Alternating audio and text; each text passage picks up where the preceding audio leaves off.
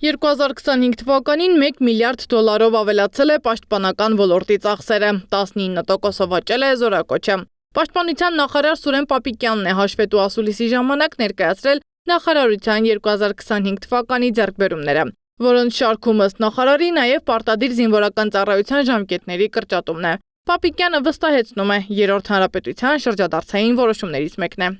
Պաշտպանության ոլորտի բարեփոխումները ունենալով հաջողություններ հնարավորություն են տվել մեզ, որպեսզի կառավարությունը հանդես գա այս նախաձեռնությամբ։ Սա հստակ է, շատ պարզ է ու կարծում եմ այստեղ տարընթերցումները ավելորդ են։ Նախարարը վստահ է, պայմանագրային հիմունքով ծառայության անցած զորքերն ավելի պրոֆեսիոնալ կլինեն։ Ըստ Պապիկյանի 2 տարվա ընթացքում միայն պաշտպան հայրենիաց ծրագրին միացել է 4000 մարդ, մինչդեռ պաշտպանության նախկին փոխնախարար Արտակ Զաքարյանը պնդում է, վարձու բանակը չի կարող պրոֆեսիոնալ լինել։ Ասում են պայմանագրային ծառայողը կարա մինչև 700,000 դրամ աշխատավարձ տան, այսինքն իրանց պատկերացմամբ դա վարձու զինված ուժերը պետքա լինեն կամ վարձու բանակը կամ այսպես խոպանի նման տեղ պետքա լինի բանակ։ Պապիկյանը կարևոր է համարում նաև պահեստազորի վերադարձը բանակ, մասնավորապես 25-օրյա վարժանքները։ Մեծ կարևորություն եմ տալիս 25-օրյա հավաքներին։ Այս տարիների նշանակալի ձեռքբերումներից եմ սա համարում, մասնավորապես սա ապահովելու է պահեստազոր, թիկունք եւ բանակ կապը, որովհետեւ առիթ եմ ունեցել նաև ասելու, որ սա մեր մեծագույն խնդիրներից էր, մասնավորապես 44-օրյա պատերազմի ժամանակ։ Ըստ նախարարի ծրագիրն օգնում է պահեստազորի սպաներին վերհիշել անցածն ու արդեն մարտական հերթապահության ժամանակ հասկանալ մարտական խնդիրները։ Նախորդ փորձը ցույց է տալիս, որ մեզ բացի նրանից, որ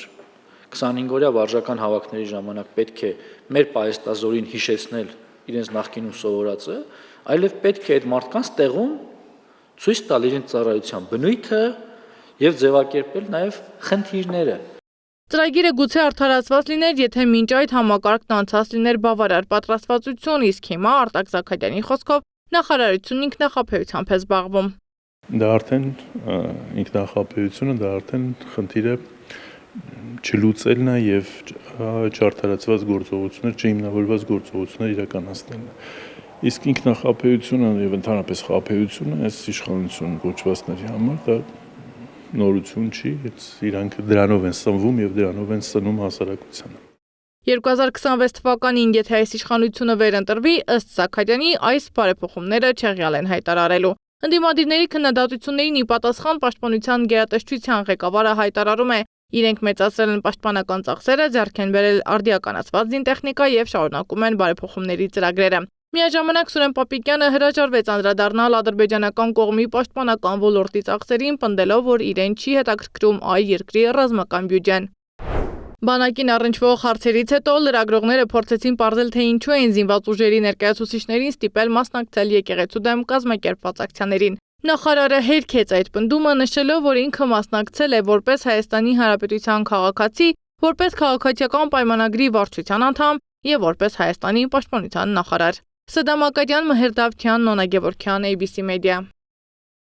Բաժանորդագրվեք YouTube-ի մեր ալիքին, հետևեք մեզ Facebook-ում, Instagram-ում, Telegram-ում, WhatsApp-ում եւ TikTok-ում կամ այցելեք պաշտոնական մեր կայքի 3w abcmedia.am։